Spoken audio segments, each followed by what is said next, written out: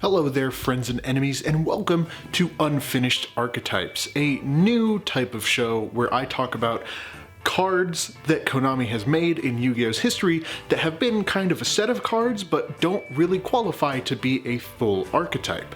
By archetype, I mean they can't really make a full deck just on their own.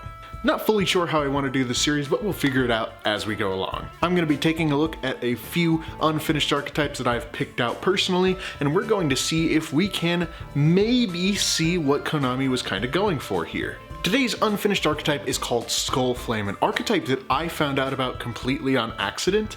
So let's break down what's in this jumble of cards. Starting off, we have Skull Flame itself. What I would probably consider the main card of the archetype. Its big thing that it does is that it can bring back Burning Skull Head from the graveyard into your hand instead of having you do a draw phase, and it can special summon Burning Skull Head from your hand. That moves us on to Burning Skull Head, a card that, when special summoned from the hand, deals 1,000 damage to your opponent, and it can bring Skull Flame from your banish zone back into your graveyard if you need it. The final card of the group is Supersonic Skull Flame. It lets you special summon itself by banishing Skull Flame from your graveyard. You can also bring Skull Flame from your graveyard back onto the field, and it lets you burn your opponent for 400 damage for each Burning Skull Head in your graveyard. Now, there's nothing super crazy about these three cards. They're pretty simplistic, and taking a look at them on their own, it kind of looks like what Konami wanted to do was make a burn deck. Burning Skull Head and Supersonic Skull Flame deal damage to your opponent kind of incrementally, and they're meant to deal that consistently over time.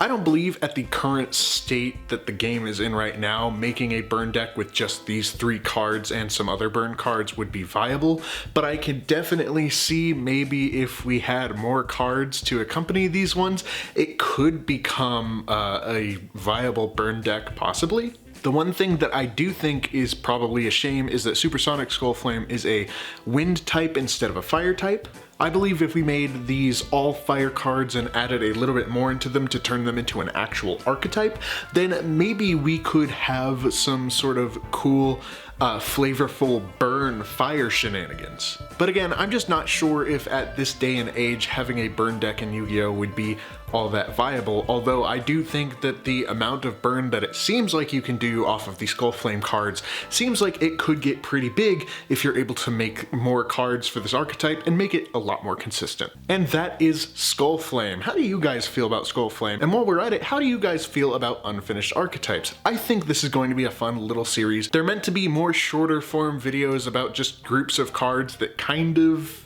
start an archetype. They have the same name, but they don't really make a deck. Thank you so much for watching. I hope you found something enjoyable about this video, and until next time, drink your water.